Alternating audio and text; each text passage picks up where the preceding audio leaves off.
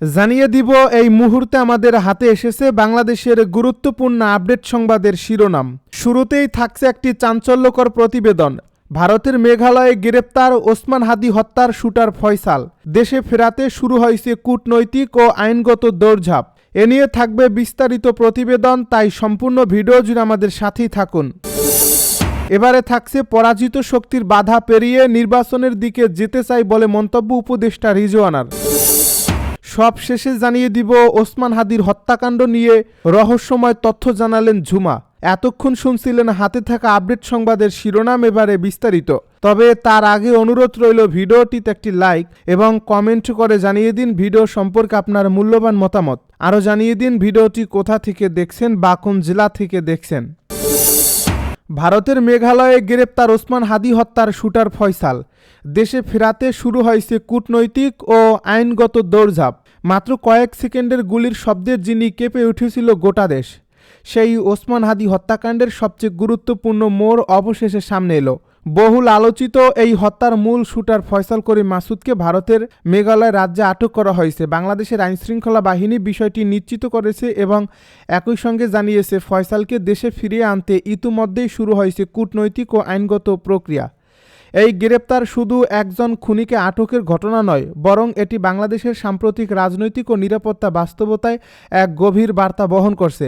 কারণ ওসমান হাদি হত্যাকাণ্ড শুরু থেকেই ছিল রহস্য, অর্থের উৎস, আন্তর্জাতিক সংযোগ এবং রাজনৈতিক ইঙ্গিতের জটিল এক জাল।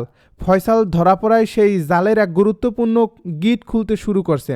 ঢাকা মেট্রোপলিটন পুলিশের মিডিয়া সেন্টারে এক ব্রিফিংয়ে অতিরিক্ত পুলিশ কমিশনার এস.এন. মোহাম্মদ নজরুল ইসলাম প্রথম আনুষ্ঠানিকভাবে জানান, শুটার ফয়সাল বর্তমানে ভারতের মেঘালয় রাজ্যে আটক রয়েছে।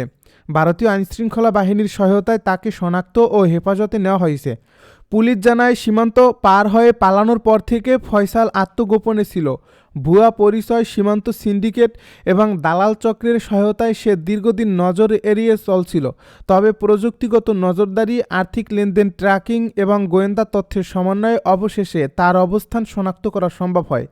আইনশৃঙ্খলা বাহিনীর একাধিক সূত্র জানায়, ফয়সালকে দেশে ফেরাতে দুটি পথ খোলা রয়েছে: এক্সট্রাডিশন অথবা সীমান্ত আইন অনুযায়ী হস্তান্তর।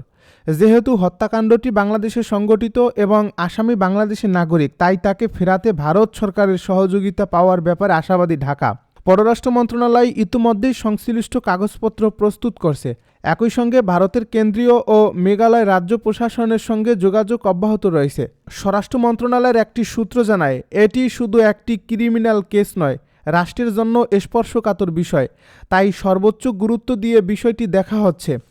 এদিকে স্বরাষ্ট্র উপদেষ্টা সাংবাদিকদেরকে বলেন, ওসমান হাদি হত্যার বিচার অন্তর্বর্তী সরকারের আমলেই সম্পন্ন হবে। এই হত্যাকাণ্ডের সঙ্গে জড়িত কাউকে ছাড় দেওয়া হবে না। এই বক্তব্যে রাজনৈতিক ও প্রশাসনিকভাবে অত্যন্ত গুরুত্বপূর্ণ বলে মনে করছেন বিশ্লেষকেরা। কারণ এতে বোঝা যায় সরকার এই মামলাকে সময় ক্ষেপণের কৌশলে ঝুলিয়ে রাখার পথে যাচ্ছেন না। ফয়সাল শুধু একজন শুটার নয়, তদন্তকারীদের ভাষায় সে এই হত্যাকাণ্ডের লাইভ আর্কাইভ।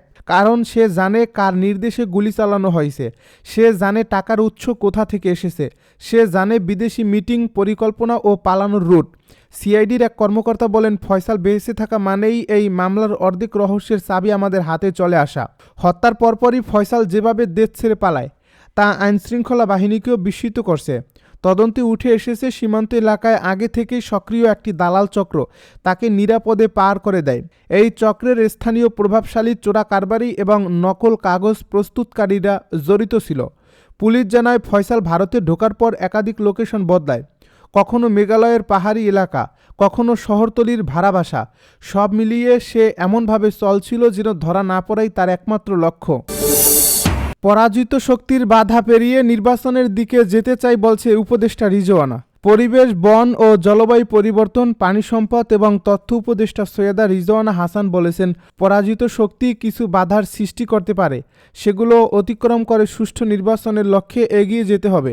শনিবার সকালে সিলেট প্রেস ক্লাবে পিবিআই আয়োজিত নির্বাচন বিষয়ক প্রশিক্ষণ উদ্বোধনী অনুষ্ঠান শেষে সাংবাদিকদের প্রশ্নের জবাবে এ কথা বলেন তিনি।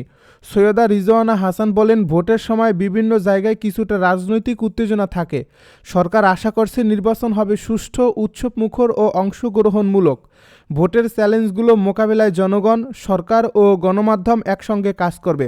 তিনি আরও বলেন, আমরা যে ভোটের আয়োজন করছি তা প্রায় ১৬ বছরের স্বৈরাচারী শাসনের পতনের পরে। মনে রাখতে হবে, একটা স্বৈরাচারী শাসন ব্যবস্থা থাকলে সব ব্যবস্থায় তার লোকজন ঢুকে পড়ে, মনস্তত্ত্ব এমন হয়ে যায়। তার বিপরীতে দাঁড়িয়ে আমরা এই নির্বাচন আয়োজন করছি গণ অভ্যুত্থানের শক্তির উপর দাঁড়িয়ে। সেখানে পরাজিত শক্তি কিছু বাধা সৃষ্টি করতে পারে, সেই বাধাগুলো মোকাবেলা করতে হবে। উপদেষ্টা বলেন, বিগত ১৬ বছরের সাংবাদিকরা যে পরিমাণ নিপীড়নের মুখোমুখি হয়েছেন, এবার তার কিছু অংশও কি মুখোমুখি হয়েছেন, সেই কথাগুলো মানুষের কাছে তুলে ধরুন। মানুষের মধ্যে আশা জাগান। ভোটের সময় বিভিন্ন জায়গায় কিছুটা রাজনৈতিক উত্তেজনা থাকে, সরকার আশাবাদী তা উতরে যাবে। এজন্য প্রথম থেকেই সরকার কাজ শুরু করেছে। ওসমান হাদির হত্যাকাণ্ড নিয়ে রহস্যময় তথ্য জানালেন ঝুমা। শরীফ ওসমান বিন হাদিকে খুন করতেই ফয়সালকে জামিনে বের করা হয়েছিল বলে দাবি করেছেন ইনকিলাব মঞ্চের ঢাকা বিশ্ববিদ্যালয় শাখার মুখপাত্র ফাতিমা তাসনিম ঝুমা। শনিবার সামাজিক যোগাযোগ মাধ্যম ফেসবুকে এক পোস্টে তিনি এ তথ্য জানিয়েছেন। এই পোস্টে ফাতিমা তাসনিম ঝুমা লিখেছেন, এই খুনের জন্যই ফয়সালকে জামিনে বের করা হয়েছিল। সরকারের বসাকে এই জামিনের জন্য তদবির করেছিল। কোন জজ এই রায় দিয়েছিল, সে কার রিক্রুট করা, কোন আইনজীবী জামিন করিয়েছে, কার চ্যানেলে সেই ইনকিলাবে এসেছিল। তিনি আরও লিখেছেন, কবির নামে যাকে গ্রেপ্তার করা হলো, তিনি সেন্টারে যেদিন প্রথম অ্যাটেম্পট নেই সেদিন ফয়সালের সঙ্গে ছিল। ফয়সাল ছাড়া তার কাছেও লিড থাকার হাই চান্স আছে। তবুও কেন মামলার অগ্রগতি নেই? নতুন কোনো তথ্য পাওয়া যাচ্ছে না বলা হচ্ছে। এই প্রশ্নগুলোর উত্তর অনুসন্ধানী সাংবাদিকরা জাতির সামনে উন্মুক্ত করলে অনেক জট খুলে যায়।